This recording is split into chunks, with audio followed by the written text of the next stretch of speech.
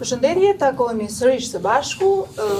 Duhet të thonë që ky muaj qershor 2026, besoj që do të shënojë në histori ndryshime ose të paktën nga lëvizja qytetare duket se shënon ndryshime të mëdha për vendin.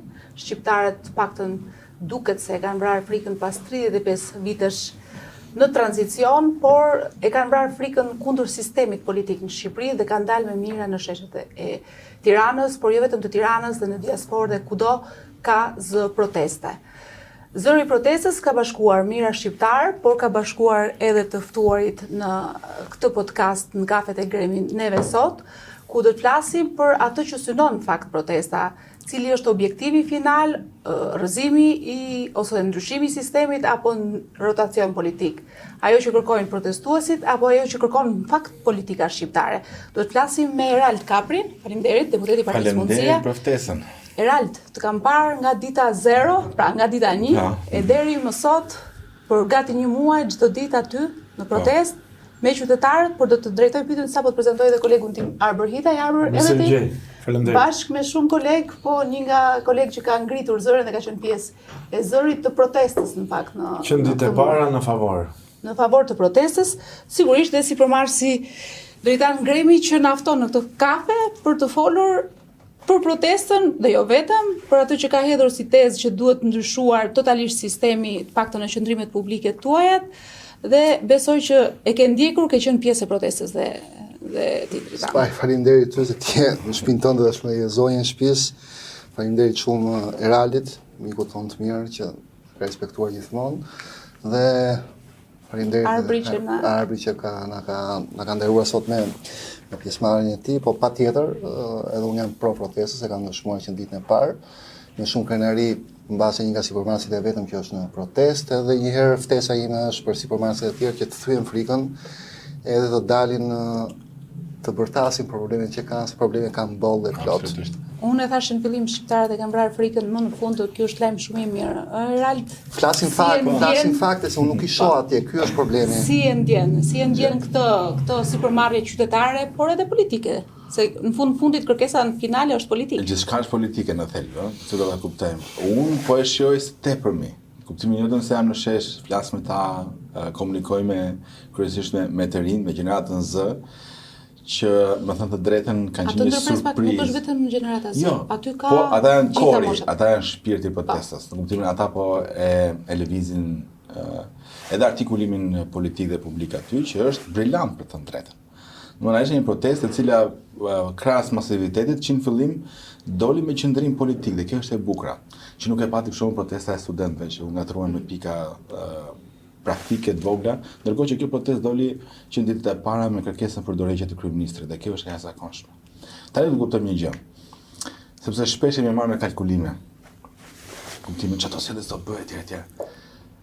Kjo protestë e ka arritur pritshmërinë. Cila është pritshmëria? Pritshmëria është që ka emancipuar shoqërinë në raport me pushtetin dhe politikën. Kushdo që të jetë kryeministër nesër, do matet mirë për çdo vendimmarrje sepse e di që njerëzit mund të dalin në shesh. Dhe kjo është frika e çdo sundimtari apo udhëheqësi apo politikani. Kjo është mankthi i tij. Kur njerëzit dalin në rrugë sepse tu pasaj ka llogari tjetër. Kjo është shumë e rëndësishme. Do të kuptojmë një gjë tjetër pasaj. Lidhe me kalkulimet. Që do iki sot, do iki nesër, kur do iki. Do të kuptojmë një gjë që protesta posedi një ndryshim që nuk është thjesht afat shkurtër ose afat mes. Është për dekadat e ardhshme. Por lexoja për kënaqësi çfarë ndodhi për shembull me protestën e të rinjve në 68 në Francë, që është protesta që ndryshoi Evropën. De Gaulle ka dhënë dorëheqje mbas një viti. Jo më një herë, edhe mbas i humbit dhe një lloj referendumi ndryshimi kushtetues. Kuptoni se kush është De Gaulle. Është një nga themeluesit e Evropës moderne. Baballarët. Pra nuk është Rama, është De Gaulle. Por ajo protesta e lëvizje ndryshoi Evropën për Rama është Skënderbeu për disa nga Partia Socialiste. Nuk e di as më tani.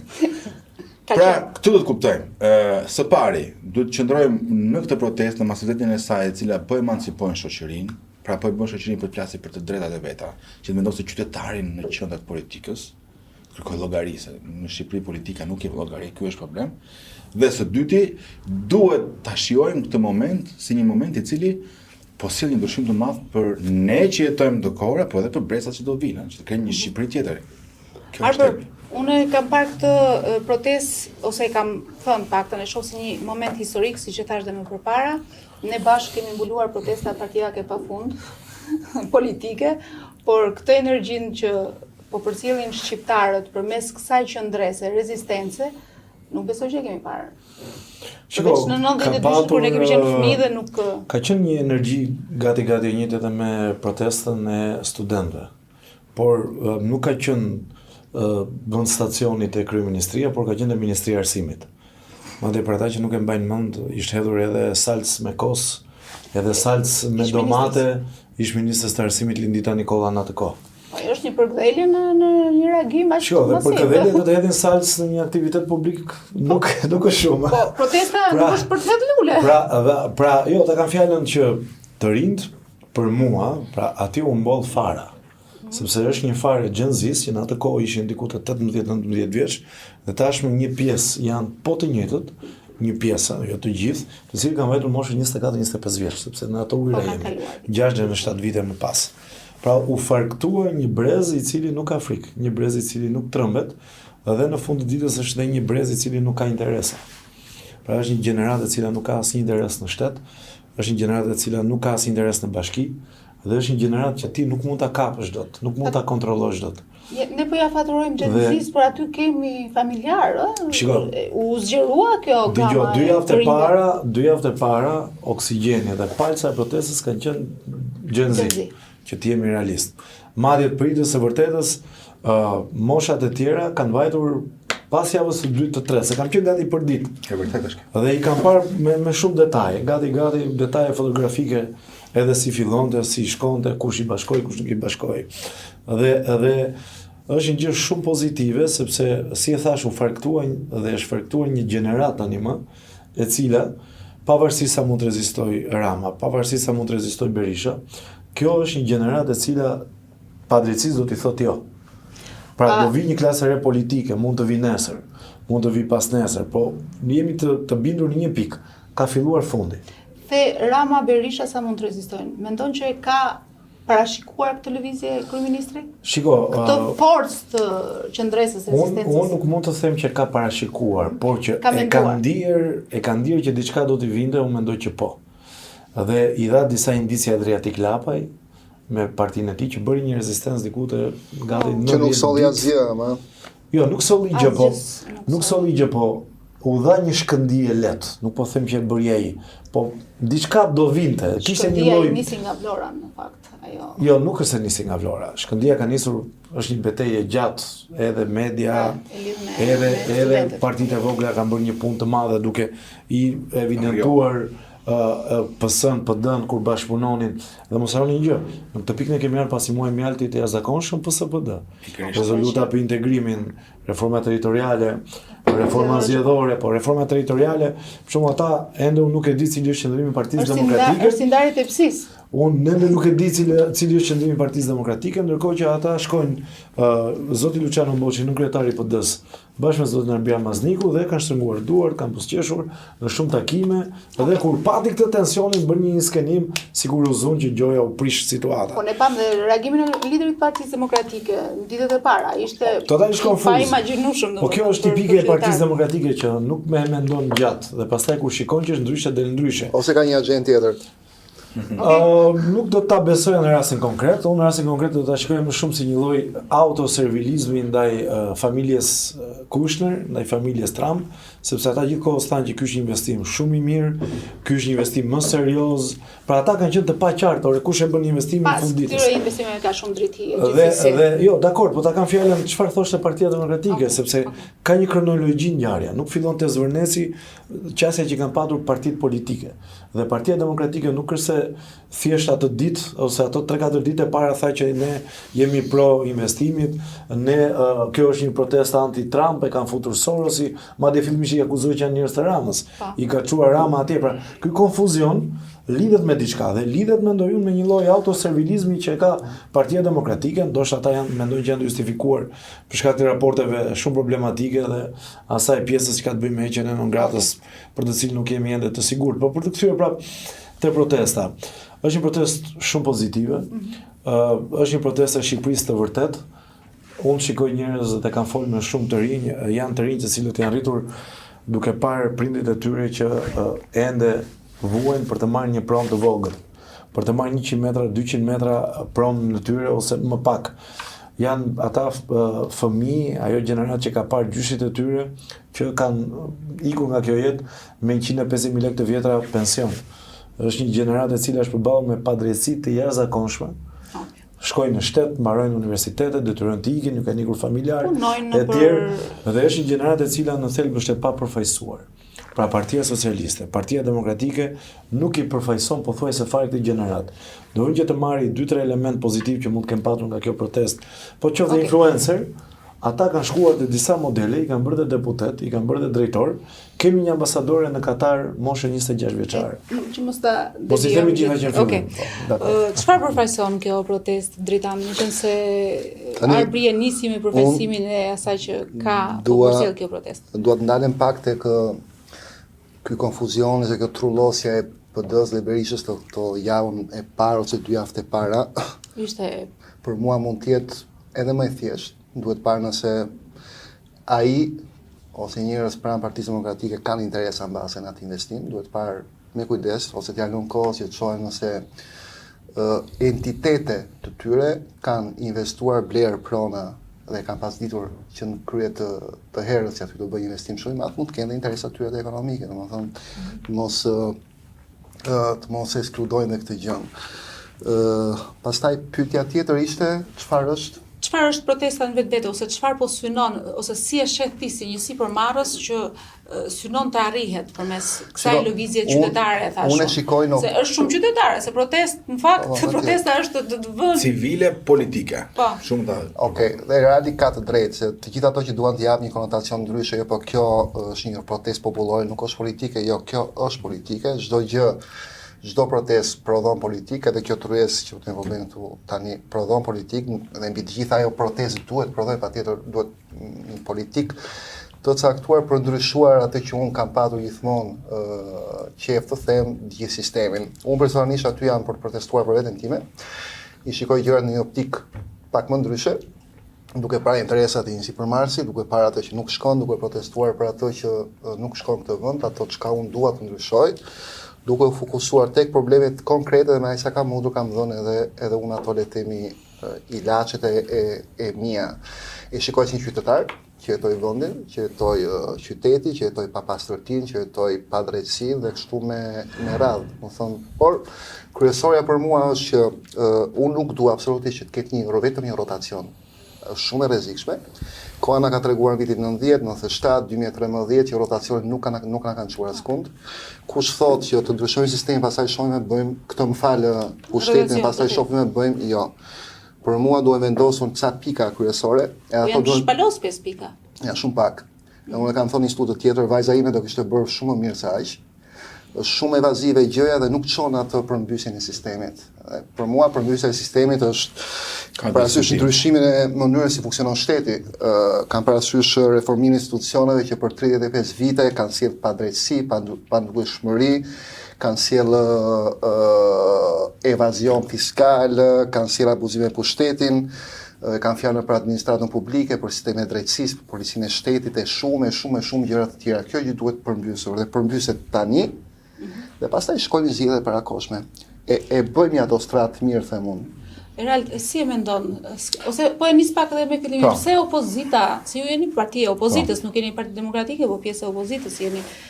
Pse opozita nuk diti ta shfrytëzoi këtë moment, ose a ishte vërtet krejt për te politikës kjo që u nis dhe që në fakt tashmë është Eraldit s'mund të thuat se Eraldit. Jo, nuk po ja them Eraldit, po them që është lidhe me qendrimin e PD-s, unë nuk dua të spekuloj, e duhem pyetur ata me çandri, po nga pa që ata vetëm të paqartë se çka kanë bërë në të drejtën.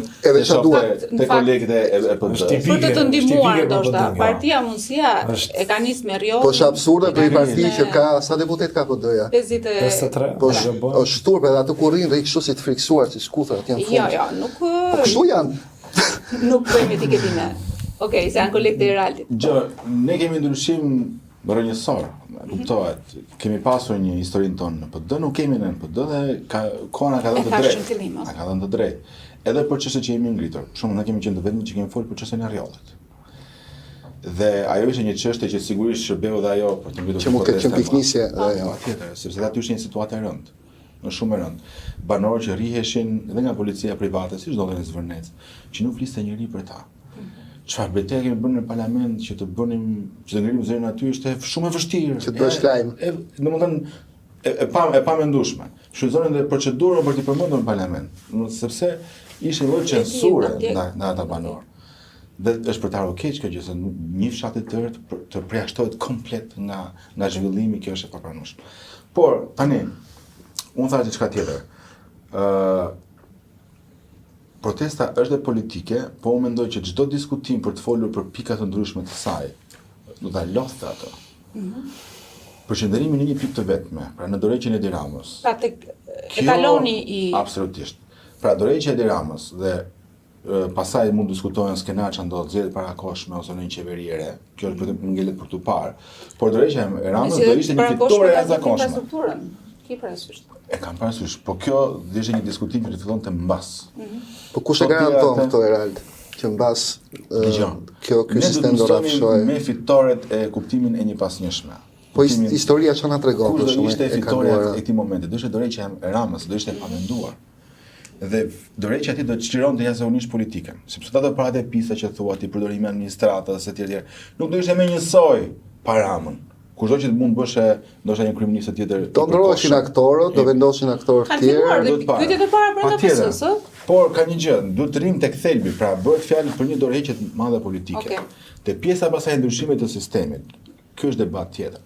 Ne jemi një sistem demokratik ose duhet të ishim. Nuk po kërkohet ndryshimi i sistemi kapitalist me një sistem komunist. Po kërkohet respektimi i sistemit demokratik. Pra politikanë që marrin pushtet po janë përgjegjshëm para ligjit. Okej? Që japin llogari. Ku qytetari është në qendër të Republikës. Të mos siç u përmend shumë mirë dhe këtu që është i brez që nuk përfaqësohet më, ka një krizë të madhe përfaqësimi. Nuk është sistemi vetë problem. Problem kriza përfaqësimit dhe korrupsioni i shfrenuar. Kjo zgjidhet me dorëheqjen e Ramës dhe sigurisht kjo pasaj lëvizja politike do ta riformatojë politikën. Edhe kjo që po ndodh. Si mund të riformatohet politika?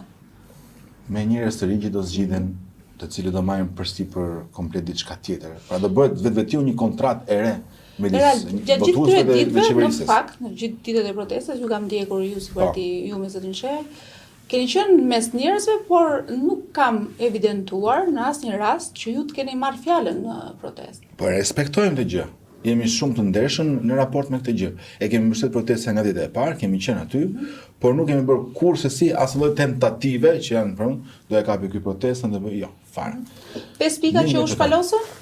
Janë të drejta dhe parimore, po unë thash në bindjen time, sepse tani askush nuk mund ta përfaqësojë protestën, ne e kuptojmë. Në bindjen time duhet të qëndrohet në një pikë të vetme, që është dorëheqja e Ramës.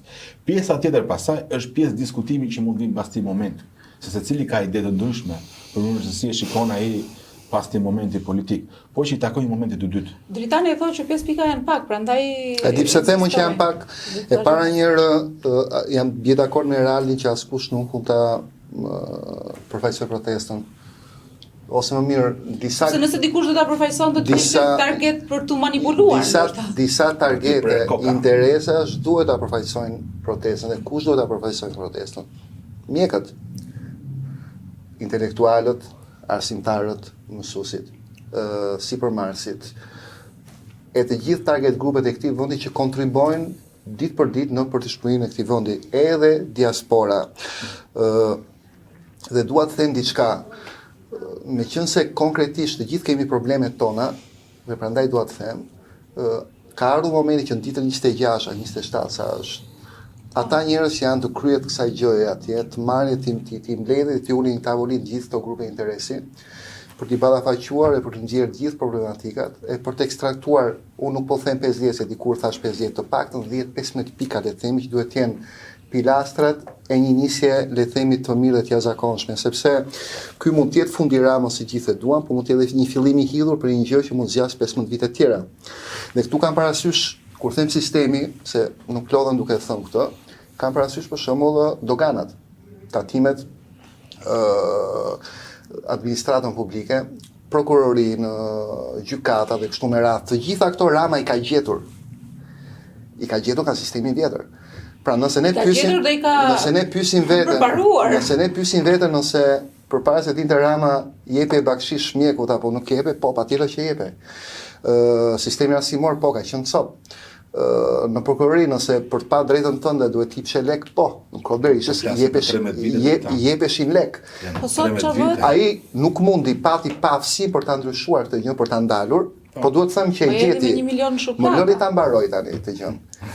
Frika ime dikush është që dikush tjetër që do vinë në vend të Ramës, nuk do bëj gjë tjetër veç se do ta çoj përpara këtë sistem. Kështu që thirrja ime prandaj është kaq e fortë dhe kaq e fuqishme dhe e imja është sfida e Ramës. Nëse ai do vërtet ta dëgjoj popullin një ditë, të marri dhe ta ndryshoj vetë të sistem. Do t'i bëj ndërvetes për të lënë një shenjë të mirë. Ja, se bën dot më kohën e parë. Duke lënë një shenjë të mirë. Shiko, ai dhe vetë di dhe unë besoj që ai sa ka qenë ai nuk ka për të ndetur këtu, por është akoma në kohë për të bërë ca gjëra të mira. Për të lënë një shenjë të mirë për vetën e vet, se politikanët problemi i tyre është ky është. Harroj një gjë, moshën biologjike. Kurse bëri për 13 vite. Politikanët të gjithë harrojnë moshën që ka një moshë biologjike. Që një ditë të gjithë do vdesin dhe njeriu dhe burri jeton për atë që ka dolur nga pas.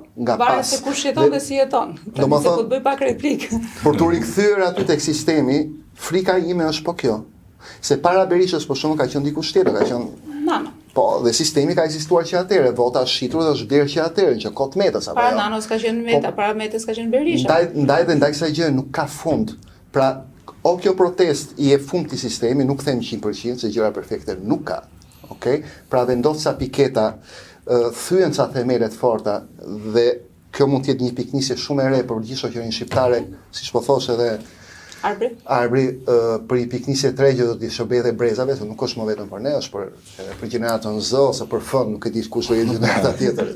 Okay. Ose nuk do bëhet më kurrë, kështu them unë. Arbër, Ramën si gazetar politike ke ndjerë kundër vite në opozitën edhe në opozit, po. Edhe në pushtet. E kam parë metamorfozën. Patjetër, e di që njeh mirë këtë fushë, paktën të ndjekjes politikës nga ana jote. Ajo që dua të evidentoj unë, Rama ka gjetur ose është kapur nga vetë protesta përmes asaj fushate që ka bërë vetë. Memet, reagimet tallse dhe në fakt memet dhe reagimet e protestuesve, pra e kanë kapur në pikën e tij të fortë. Janë nivel shumë të lartë. E kanë kapur dhe e kanë dekaluar. Pra kishte si ke parë reagimin e Ramës përballë kësaj fushate që është bërë nga qytetarët. Duhet të them diçka. Edhe reagimin duke personalizuar me individ të caktuar. Shiko, do të flas edhe për Ramën, po duhet të them diçka për këtë punën çfarë vjen më pas. Do të e kemi për në fund këtë të trajtuar. Okej, për të ndalur pak te çështja e Ramës. Unë mendoj se po jepet kohë. Dhe ky është një gabim që po ndodh nga, mendoj, për sa kohë themi gabimet që bën ekzekutivi, duhet themi edhe gabimet që po ndodhin nga java e 4 e mbrapa te protesta, që shikoj po jepet kohë. Dhe rregulli është që nëse po marr gjithmonë metaforikisht bishës të jep kohë, pasi është i plagosur, bisha shëro dhe të fillon dhe të kundërsulmon të kafshon. Unë shikoj që zoti Rama pas atij konfuzionit të 2-3 javësh të parë, tani ka kaluar në kundërsulm. Në kundërsulm i cili i flet të vetëve, pra nuk i flet më protestës, se nuk ka çfarë të thotë në protestës, por i flet si ka folur në asnjë moment për përgjigje. Jo, po them, po i flet të vetëve. Okay. Pra ai po i flet veshëve të Partisë Socialiste. Po na bën armiku që vjen nga Irani, po na bën armiku që vjen nga Greqia. Kjo se mbase protesta nuk ka pas forcën edhe të artikuloj. Aty do dal. Pra, aty do dal. Dhe bëhet fjalë për këto pika që po them. Aty do dal. Pra, ky është po jepet kohë. Dhe këtu pastaj unë do jam te pjesa kritike, sepse ja që ta mbaroj. Kur ti jep kohë bishës, bisha kundërsulmon. Dhe Rama e ka kaluar një dallë të tillë me studentët, me protestën studentëve. I ka vajtur armë kimike ishte më e butë. Nuk zgjatim shumë se një javë. Se kam qenë e mbaj mend jam në fytyrë. Ndërsa studentët zgjatin më shumë dhe Rama vajti te studentët i kanë thënë në sy ti ai duhet të jetë korruptuar dhe ai i zbuti si zbuti sepse i pasi sy, i pranoi çdo gjë që i thanë ata. Po prandaj ndoshta do Dhe dalë tani, grup. jo, dhe tani ky po bëhet gabim, po jepet kohë. Sa më shumë ti kohë i jep, nuk ngri një grup negociator, një grup që të diskutojë për gjërat, nuk ngri një ekip me 40 veta, aq më shumë kohë ti jep që ta amortizojë të vetët. Pra Rama, një lloj si Berisha, mendoj unë, ka humbur atë sharmin që e ka patur tek të rinjt, që e ka patur te metropoli. Dhe tani kështjella e vetme që mund ta mbrojë është Partia Socialiste. Dhe Rama tani flet vetëm për socialistët. Kjo një gjë që bën dhe Berisha prej vitesh. Pra ata po mbrohen me ato që është kalaja e fundit politike. Nuk ka më. PS-ja dhe s'ka më mbrojtje. E njëjta gjë dhe Partia Demokratike, pra po zoti Berisha ka vite që po e mban. Kështu që unë mendoj ka ardhur koha që të dalë një grup nismëtar dhe të shkojnë në një nivel tjetër, sepse ka dhe një përgjegjësi dhe ata që thirrën protestet. Pra, ai grup që mund të jetë me x njerëz, 40-50 veta. Pra ti kërkove njerëzve që të dalin. Njerëzit të erdhën. E gjë arrit. Njerëzit të erdhën. Tani ke përgjegjësi që këtë energji ta kanalizosh.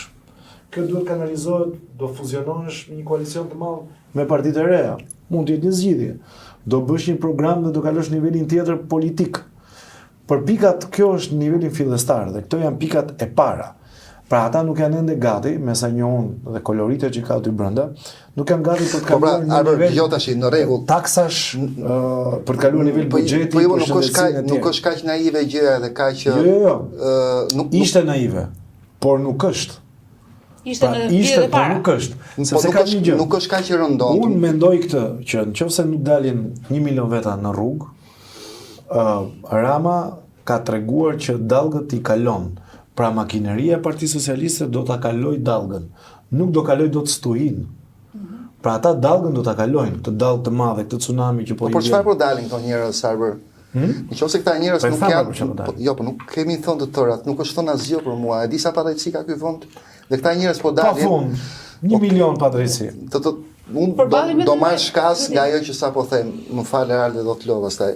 Ti the që janë 40 nismëtarë që kërkuan që njerëzit dalin në rrugë. Po. Okej, dhe ata e rritën qëllimin. Qëllimin e parë. Tani duhet kalohet te niveli tjetër. Okej. Për nivelin tjetër, duhet kuptuar një herë çfarë do bëjnë dhe kush bën çfarë.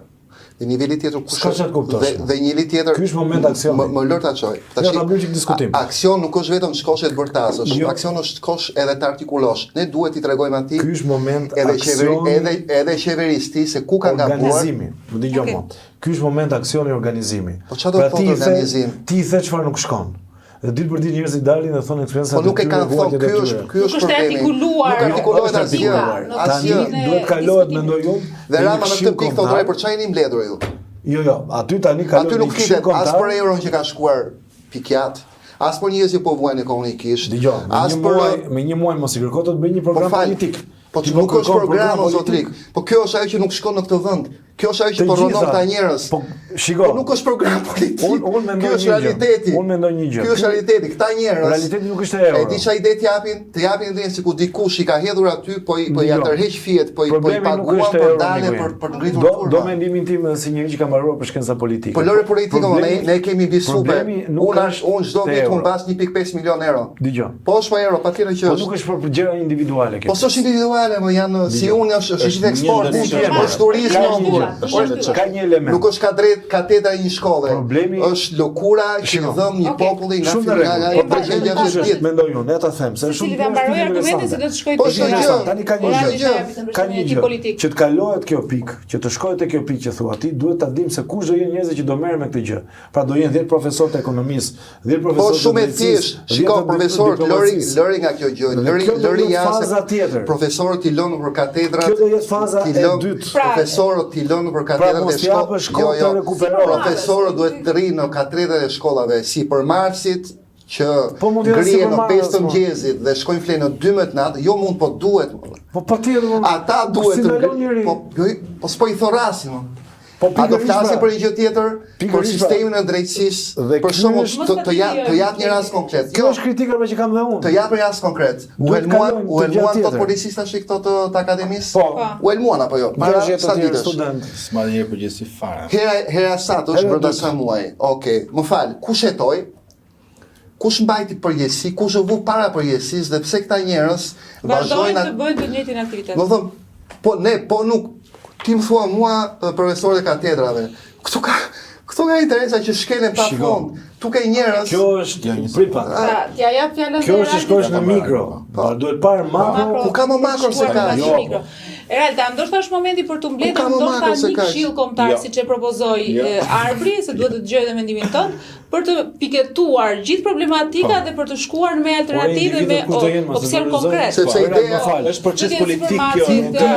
Ti do të rrezosh sistemin, më fal. Jo, ata duhet të rezistojnë kokën e Ramës për të bënë një radhë tjetër. Ndryshosh sistemin. Ndryshosh sistemin duhet i vësh edhe duhet i dalësh ball të keqës. Okej. Dhe keqja do të kafshojë. Edhe keqja duhet thirrur dhe me emrin e vet, ëh. Ka diçka. Duhet artikuluar. Ka diçka. Me gjithë respektin për gjithë problemet që ne kemi në shoqëri dhe ekonomi, siç është çështja e rënjes së euros, për cilën unë kam qenë nga pak të deputet që kanë folur shumë seriozisht në parlament për këtë gjë. Është problem i jashtëzakonshëm që ka rënuar ekonominë. Problemi është tek është politik. Për shembull, kur çuan studentët në 90-ën, dhe ata që patin një grup të Ramizi atje. Edhe thanë, u çuan se s'kishte drita, s'kishin ushqim të mirë aty në menz, edhe u çuan. E tha Ramizi, çojmë dritat dhe ushqimin dhe kaq. Dhe studentët pastaj thanë dëgjoj, se ti na rregullon këto gjëra ti ne, nuk do të thotë që ke bërë një gjë, se kuptuan që problemi është politik. Ndaj dhe ky është çështja. Pra, nëse ne nuk mundemi dot të rrëzojmë Ramën, dhe do diskutojmë si mund të rrëzohet Edi Rama, të jap dorëheqjen si një gjë normale demokratike, nuk mund të zgjedhet asnjë gjë tjetër, është e pamundur. Okej, të shkojmë tek një gjë normale demokratike, si mund të rrëzohet Rama? Me çfarë mekanizmash? Të vazhdueshme. Që do thotë? Që ja pamundson. Se është parlamenti ajo që vendos. Ta delegjitimosh atë mënyrën e qeverisë së tij. Po. Dhe kjo sigurisht do dojë edhe pa kohën e vet. E di si delegjitimohet, të japë një rast konkret, mbajmë Gronsheja për shembull, unë ndoqja. Që bëri presion ministri live në sallën e parlamentit. Më lër, se kanë të gjithë në kokë gjën dhe janë ato ditë që kam dëgjuar, kam qenë një lloj fosur. E di çfarë është ai, është presion i drejt për drejt që ministri, sepse ai ka informacione, themi, ka aftësinë për të kërkuar, për t'i dhënë urdhër dikujt, për të marrë informacione dhe për t'i bërë presion dikujt. Po e diti sa njerëz, sa sipërmarrësve, çdo ditë i bëhet presion në këto lloj mënyre që e mbajnë gojën mbyllur e kyçin dhe nuk thonë dot asgjë. E di sa inspektor, sa drejtor tatimesh bëjnë këto gjëra dhe njerëzit detyrohen që të paguajnë çdo ditë dhe po ndodh tani që ne flasim. Sistemi Ramës pa që dhe ky sistem ka qenë ky sistem e real ka qenë në kod Berishës dhe ky është problemi. Ne duhet fiks parë një herë t'i vëmë emër kësaj gjëje, ta donojmë fort, kërkojmë që njerëzit që kanë pasur përgjegjësi dhe kanë gabuar të donohen, se ne duhet kemi patjetër ndonjë precedent. Ne duhet bëjmë shembuj që kjo gjë të mos ndodhë më. Se ndryshe do kemi ne, ideja ime është kjo, ta them sinqerisht, aty ka disa rryma interesash që përkojnë të rrëzojnë Ramën edhe vendosin dikë tjetër. Sepse nëse nuk artikulojnë gjëra të caktuara, për mua unë nuk kam besim te kjo gjë. Po këtë do kërkoj kokën e vet. Por është koha, e di për sa ditë i bën këto? Për një javë. Jo, se lëvizjet janë jo lëvizjet, jo. Ti ke ndryshimet grupet e interesit. Ndryshimi i madh në Hungarinë, ndryshimi i madh në Hungari erdhi brenda një vit e gjysmë, 2 vitesh. Që konkludoi tek Maxhari, si një lider i ri i opozitës, që u votua, madje duke dhënë mandat për ndryshime të Se na duket sikur ti e di sa padrejti bëhen prokurori i Tiranës për shkakun. Kudo, i e Rama vendimet atje. Është proces politik. Po kështu pra, jo, atje nuk është politike, se u bë një veting, u bë një politik buron dhe kjo. Real duhet një reformë tjetër edhe po do vi nga politika, po patjetër. Do vi nga politika. Ta artikulojmë një herë, themi që reforma drejtësie që u bë 400 milionë euro duhet të jetë kosh. Po ta themi ama, një pankart nxirret. Ti do e situash peshku në det Tiranë në zjarr. Jo, nxirret një pankart. Nëse nuk arrim një pra, se ti thua ndryshim të madh politik që unë mendoj që është dorëheqja e Ramës, nuk mund të flasim për gjëra të tjera. Se ti thua do dalim me pankarta 1 milion veta ti bëjmë presion Ramës. Okej? Po ne nuk pasim kurajë për nxjerr një pankart për shumë kujtjon për tatimet ose për prokurorin që jep, që janë po që është legjitime edhe këto, nuk i mohoj këto. Po bëheni, po si bëhen? Do të bëj të njëjtën pyetje të treve. Po bëhet një muaj nga protesta dhe sigurisht janë artikuluar pika, kërkohet ndryshim sistemi, rrëzimi i sistemit, reformim, rotacion, gjitha që mjekut mos marr parat, mos marr më rishfete, që inspektorët mos bëjnë më presione, që drejtorët, që ministri i ekonomisë mos shkojnë mos bëjnë më presione, që drejtorët e tij mos bëjnë më presione. Po pra, shiko, kur zëri i popullit është shumë, kur janë shumë veta dhe kur e ngrin zërin, dhe ky është momenti për ta thyer frikën, a kupton? Për shumë gjëra. Që në momentin që kanë dalë aty, unë mendoj që një pjesë e frikës është thyer, paktën nga shqiptarët. Supermarketit akoma shtëpi. Okej, je i vetmi dhe mund të kesh dhe kolekte tu që ndoshta mund të bashkohen. A rrezikon real, një pyetje kam për të tre, që kjo lëvizje në fund të ditës, siç e tha dhe Arbri që mund ta kamufloj dhe mund ta tejkaloj pra Rama, a rrezikon që kjo lëvizje të dështojë në fund të ditës?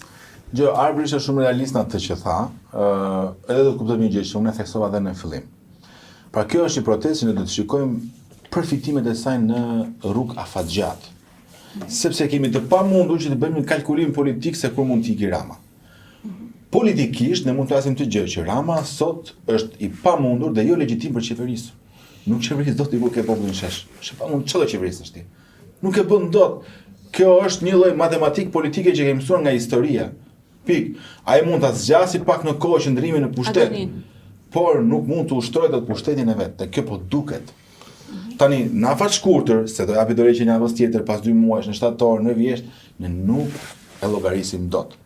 Po ajo që jo, unë e them televizja, lëre. Ajo që po krijon lëvizja është kjo, që tashmë lëvizja është një lloj dallgje që po kthehet në tsunami që merr para Ramën dhe gjithçka që përfaqëson me Ramën, Berishën bashkë gjithë të tjerët. Okay. Kjo është epi. Ne përmenda edhe shembullin francez. Në protestën e 68-s. Pra, ka nisur dallga. Është bërë po bëhet tsunami. Rama mund të kalojë dallgën e parë, por nuk mendoj se do përballet pasaj dot me tsunami. Dhe protestat dhe lëvizja këtë po bën. Po rrit ndërgjegjen politike të shoqërisë. Kush më tha sot më pëlqeu shumë, duket më tha një taksist. Më tha dëgjoj tha, e dini ju që nganjëherë ai populli që duket sikur fletha është dhe më rrezikshëm politikisht. Pra kemi një zgjim, se çfarë prodhon këmë pas pasaj se ka dhe një zgjim të diasporës o Arbër. Është jashtëzakonshme ajo që ndodh përmes thirrjeve që vijnë nga diaspora. Unë telefoni im në fundjavë që është edhe bën protestat e diasporës më bllokohet nga videot që më vijnë. I publikoj sa ka mundësi, por realisht më është bllokuar telefoni në këto 2 javë të fundit, 3 javë të fundit. Nga New Yorku, nga Muniu, nga Berlini, nga Hamburgu, nga Irlanda më sjell një zonë që e përshëndes, edhe pse janë pak, por Irlanda është shumë larg. Pra New Yorku që ka pasur një protestë masive. Pra ka një gjë duket sikur diaspora do i vër dorën finale gjithë. Për unë qëndroj te kjo pjesë që thash. Pra këtu filloi fundi. Por tani që fundi të jetë i sigurt i një klase politike që ka tentakulat në periudhën komuniste, që është diçka absurde, nuk mund të ketë më drejtues në institucione të ndryshme që vijnë nga periudha komuniste. Nuk kam asnjë gjë me ta. Mund të jenë në rreshtin e dytë në skalonin e dytë të një partie politike, por nuk mund të jenë ata në rreshtin e parë. Nuk mund të jetë Gramoz Ruçi të jetë një individ i cili të ishte kryetari i kuvendit, por nuk mund të jetë Tritan Shehu që ka një eksperiencë shumë të gjatë periudhën komuniste, të jetë prapë përfaqësuesi i demokratëve në Gjirokastër. Pra po marr shembull asnjë personale me ta. Po nuk shkon më, janë jashtë kohe. Janë tani ChatGPT-a, jemi në një epokë totalisht ndryshe. Ta njerëz mund të jenë këshilli të urtëve. Bëj një këshill me të urtë. Këshill me të mençur. Edhe merri eksperiencën, merri po të ishte që të mençur të kishin bërë Shqipëri, po ta them Shqipëri tani. Po i përkëdhel, po përpiqem të jem sa më luajal në ato që nxjerr nga goja. Dhe mendoj që është fillimi i fundit, por ka një gjë tani. Kjo është një këmbam dhe duhet të kthehet në mision për të gjitha partitë e reja, por pse jo, duhet të kthehet edhe në një këmbam dhe një mesazh që ta lexoj Partia Socialiste dhe Partia Demokratike. Me që më dore të pësoja? I ka ngritur topin protesta Elisa Spiropalit. E këtë deshet dhja. Ishte Erion Braçe, unë mendoja që Erion Braçe kishte seriozisht, por Erion Braçe bën një hap para, bën 7 hapa pas. Nuk e ka seriozisht. Dhe nëse Elisa Spiropali, që kam qenë kritik fillimisht me të, Po shikoj që ka shumë më seriozisht. Ka qenë pjesë e qeverisjes, nuk fjallojmë gjitha... Po nuk ka të bëj ajo, ka qenë pjesë... Postin që ka mbajtur, Shiko, Dhe do i kishte pas më tepër hije që këto gjërat janë ndonjë kur ishte në qeveri. Vigjilencën në 13 vite. Për mua ka një gjë. Unë i vlerësoj njerëzit të cilët në kulmin e pushtetit bëhen antikonformist me pushtetin. Do kur ajo kjo punë. Dhe për gazetarët, se është thënë dhe për gazetarët që janë sa që e mbrojnë, sa që nuk e mbrojnë. Ore do kur ajo kjo punë. Se kur del nga turma, nuk të mbron njeri, je vetëm. Është vërtet. Dhe Elisa Spiropali është vetëm. Dhe ne jemi vetëm që përballemi me gjërat. Pra nuk është aq e lehtë të rish në shtëpinë celulare thuash dhe jemi vetëm, po shqiptarët janë bashkë. Dhe unë, po jo ka një gjë. Dhe vetëm nuk është deputete e parlamentit. Të kritika unë vetëm është. Dhe antikonformizmin e saj ajo Më beso vetëm është, sepse nuk është. Ja, ju bashkua dhe Kuçek. Dhe ka një gjë. Kur del të përballash me njerëzit, nuk mund të jesh përgjegjës për një gjë që e ka fajin në gjithë struktura. Pra me gjithë respektin që ka, me gjithë përgjegjësinë që mund të ketë zonja Spiropali në ato institucione që ka drejtuar. Por diskutimi është ky. Ju ngrit topi që Partia Socialiste të fillojë një lëvizje për pastrim. Nuk mund të jenë më kryetar bashkish, të cilët kanë akuza të theksuara, madje edhe në gjykim, siç është ky Ersekës, është në gjykim për korrupsion, do të jetë prapë kryetar bashkie. Po pse më fal, drejtorët e bashkisë janë në Tiranë, kanë arsye të rinë aty. Tani kur them për kryetarin e bashkisë, ka tjerë që llogarit të drejtën. Tani kur flas për kryetarin që është niveli më i lartë, nuk besoj që duhet ta ulim te drejtori. Jo, te drejtori ulim se drejtori firmosi. Dhe shkoj akoma më tej te deputetët, te ministrat, nëse ti, sidomos kur shkon çështja për gjykim, se deri te akuza mund të ketë interpretim politik, ligjor, po kur shkon për gjykim, këta njerëz do mund të kenë më koperturë politike. Një kjo, e dyta, ju ngrit topi dhe Partisë Demokratike. Duhet të largohet zoti Berisha, duhet të largohen të gjithë ata njerëz që kanë mëkate 2005-2013, të gjithë ata njerëz që kanë lidhje me sistemin komunist. Ata thonë nuk kanë votuar. Ju ngrit topi dhe Jorida Tabakut. Sepse unë po lexoj mes rreshtave. Jorida Tabakun e parë si individin, e cila tha kjo protestë është kundër sistemit. Po sistemit unë jam i sigurt që e ka kuptuar që ka patur dhe për PD-n e saj, për pjesën e sëmurë të PD-s. Edhe ajo flet pak si braçe. Shiko, mund të flasi, po ka një gjë. Të paktën është e vetmja që flet.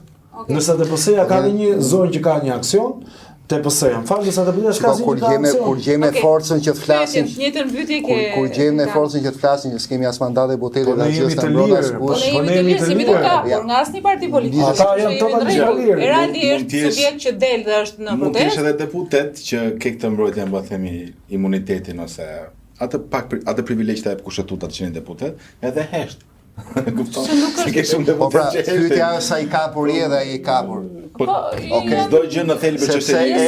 Edhe një sipërmarrës, edhe unë për shkak po të kisha qenë i kapur, do kisha pas kurajo dilja. Pikërisht. Edhe pyetja edhe për mua. A rrezikon të dështoj këtë lëvizje? Atëre, për mua qytetare, civile tha. Për mua më shumë se fundi i diçkaje ka shumë rëndësi një fillim i mirë.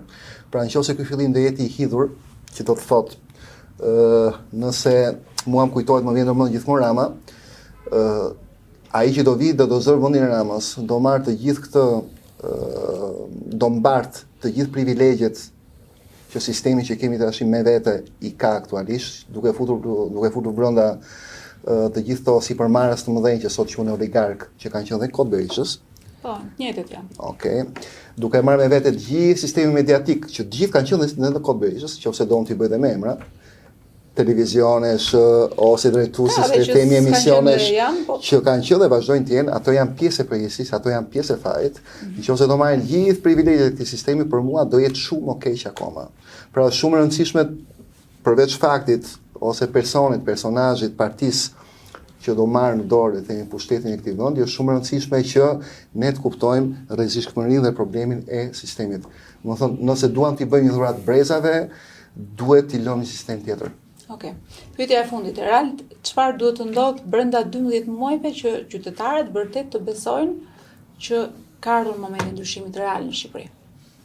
Për mua nuk ka gjë më fantastike se sa për një vendim kontraverse të qeverisë, njerëzit dalin në sheshe dhe ta kundërshtojnë ata. Kjo është shpirti i demokracisë. Këtë është shef kudo në perëndim, edhe si pasojë politike më pas. Në Shqipëri nuk është mësuar me këtë gjë. Pra është mësuar me protesta partijake, mendoj që kjo është protesta e vetme politike, reale politike. E drejtë. Që po shkon sistemin nga themelet. Kjo është e jashtëzakonshme. Ndaj dhe unë i kënaqem shumë pjesës së idesë së perspektivës të viteve që do vinë më pas.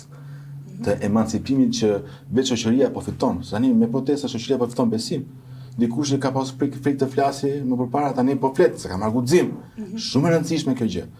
Dhe nuk e mendoj nesër një kryeministër në vend të Ramës që të jetë arrogant si Rama. Ku e dim ne këtë? Kush na garanton këtë? Jo, sepse njerëzit të çojnë në rrugë. Ka president. Njerëzit të çojnë në rrugë, nuk ja lejon se arroganca është një lloj që dikush ja lejon vetes duke ditur çfarë pushtet i ka, se me pushtet vjen arroganca aty. Nuk ngrihet populli, apo jo? Ky zotit ky vend ka. Kështu që tani u çuan njerëzit, domethënë duhet, prandaj po them, duhet ta shikojmë si lloj vetë kënaqësie kuptimin ta mbështesin për ta arsye, pa bërë kalkulime politike që mund duken të shëmtuara. Por, nëse ka, unë e kam thënë shpesh, ose në çdo postimin tim, nëse ka një patriotizëm tani, mund ta quajmë patriotizëm, është dalë në atë sheshe të protestosh. Sepse po ndërton Shqipërinë e gjëratave të tjera. Arbër, sa mund të zgjas kjo si protestë, si lëvizje, si qendres, a mund të ketë vimësi? Shiko, nuk mund ta parashikoj do sa do zgjasi, ha? Domethënë mund të zgjasi një vit, mund të zgjasi një javë, mund të zgjasi 5 ditë. Këtë nuk mund ta them. Unë jam pak ndryshe në qëndrimin që tha pak më herët edhe zoti Gremi, sepse nuk më qëndron pjesa që duhet ketë përjashtime. Që do thot, ajo protestë nuk duhet sillet si militantët e vjetër të partive politike. Pra ata nuk duhet sillen si PD-ja, si militantët e PD-s, nuk duhet sillen si militantët e PS-s. Ata duhet jenë mendje hapur, që do thot, çdo shqiptar nën ose mbi 30 vjeç ka bërë gabimet e tij në të kaluarën. Ka për një post, për një punë, ka punuar diku, për një familjar, ka shkuar, ka ndihmuar dikë, ja ka kërkuar një komshi, një mik. Jemi një vend i vogël dhe kështu funksionon. Pra, ne nuk mund të kërkojmë të ndryshojmë komplet shqiptarin e ri. Tezat për shqiptarët e ri, pastaj janë teza të cilat janë të rrezikshme mendoj. Ta mbaroj se ta rrotë. Dhe ata do të jenë open-minded, që do thotë, nëse një socialist ka ikur nga Partia Socialiste dhe shkon i bashkohesh protestës, unë besoj që është i sinqert. Di pse? Si Mariana ka edhe duhet të vlerësuar. Edhe duhet vlerësuar, sepse i ka dalë sistemit, i ka dalë kundër në pikun e vet. 86 mandate, ti dikush nga Partia Socialiste, ti bashkoj protestës duhet vlerësuar. E njëjta gjë edhe për Partinë Demokratike, ti ish Partisë Demokratike, të shkosh te protesta dhe të thuash Berisha-Hamburg, Rama-Hamburg ose Rama-Hamburg, Berisha-Hamburg, qartazi ti je kundër atij modeli që ka patur partia ku ke qenë. Dhe ke reflektuar. Të gjithë bëjnë gabime, por njerëzit që reflektojnë duhen vlerësuar. Pra këta duhet të sillen, mendoj, dhe kjo është një sugjerim që kam dhënë edhe publikisht. Pra nuk duhet të sillen të bëjnë CV-n e njërit apo të tjetrit. Sepse po të hysh CV të njerëzve, po nuk mbaron asnjëherë. E rëndësishme është të bashkon qëndrimi për të ndryshuar. Dhe nuk mund të ndryshojmë, shikoj. Ne nuk mund të ndryshojmë sistemin. Ne mund të krijojmë një republikë të re. Po pse thuan ne, o Arbër, domethënë. Po sepse nga këtu fillon ndryshimi. Po jo, mo ti nga kjo tavolinë fillon. Po jo, ne kush, pse unë them që po. Unë them që po, edhe duhet, edhe të them dhe pse.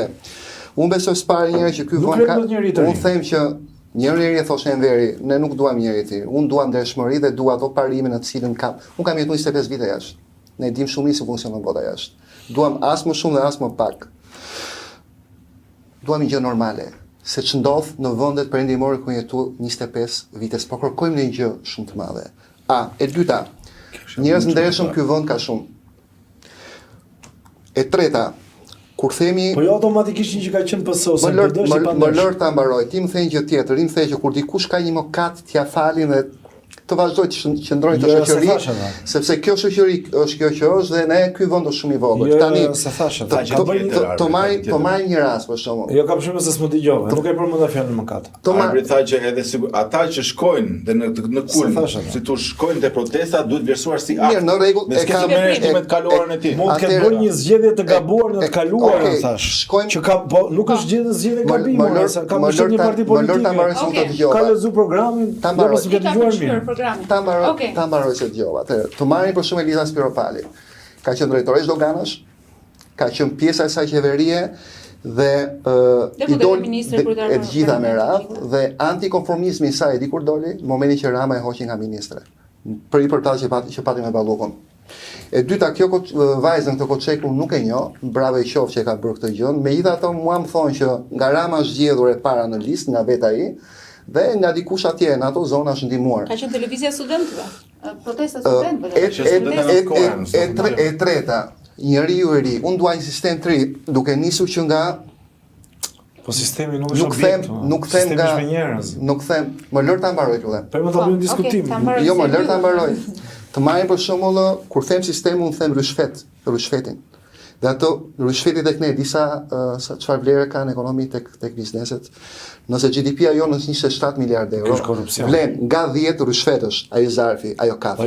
Nga 10 deri 20% është nga 2.7 miliardë deri 5.4 miliardë euro.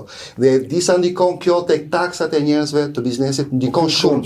Unë jam për një shtet që kemi mes nesh, këto duhet ta ndryshojmë. Unë jam për një shtet që të thotë taksat e tua në fund vitit janë kaq %.